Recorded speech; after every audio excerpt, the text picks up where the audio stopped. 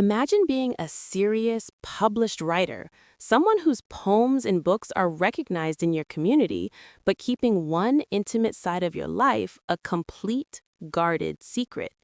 For years, I maintained a secret blog where I wrote fanfiction under a pseudonym, a private sanctuary where I could explore characters and worlds without judgment.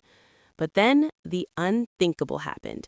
My boyfriend found my blog because I forgot to clear my laptop's history. What followed wasn't a supportive conversation or a shared laugh. It was a terrifying descent into mockery and control. This isn't just a story about a hidden hobby. It's a chilling look at how the person who is supposed to love you most can use your deepest passions as a weapon to destroy your self-esteem. My boyfriend didn't just discover my secret, he started dissecting my art with a cold, cruel precision. He called me a weird smut fanfiction fangirl and mocked me for being a Tumblr girl whose life revolved around fictional characters. He claimed it was all a joke, but mockery is the ultimate mask for insecurity. The true shock came when I confronted him about his behavior.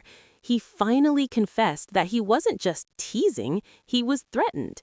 He was uncomfortable with the spicy scenes I wrote, claiming they would give other men the wrong idea about me. He started policing my imagination, suggesting that if I just stopped writing those scenes, he would feel secure again.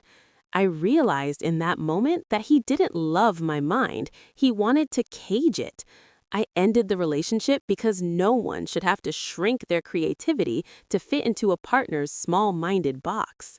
Successful artists are the ones brave enough to be cringe and put themselves out there, not the ones who hide because their partner is a sleuth with a jealousy problem.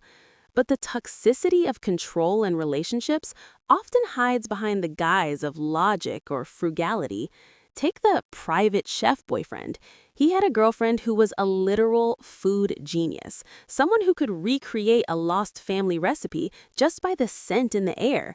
Instead of valuing her as a partner, he treated her like a free domestic service. He bragged about how much money he saved because she cooked every meal, yet he refused to take her out for their anniversary, suggesting she stay home and make homemade sushi instead. He saw her talent as a money-saving hack, not as a gift. When he finally realized his mistake and proposed after one single restaurant date, she said no. She didn't want to commit to a one-sided life where her labor was a baseline expectation and her needs were an afterthought. He realized too late that you can't build a future with someone you've turned into an unpaid employee. The world is full of these subtle, soul-crushing betrayals. Whether it's a boyfriend who places white sheets on all the furniture when his girlfriend is on her period, treating a grown woman like a leaking juice box, or a partner of 3 years who hasn't bothered to learn the spelling of your last name because it's too difficult, the theme is always a lack of genuine appreciation. We live in an era where some people are so focused on what they can extract from a relationship that they forget to invest respect.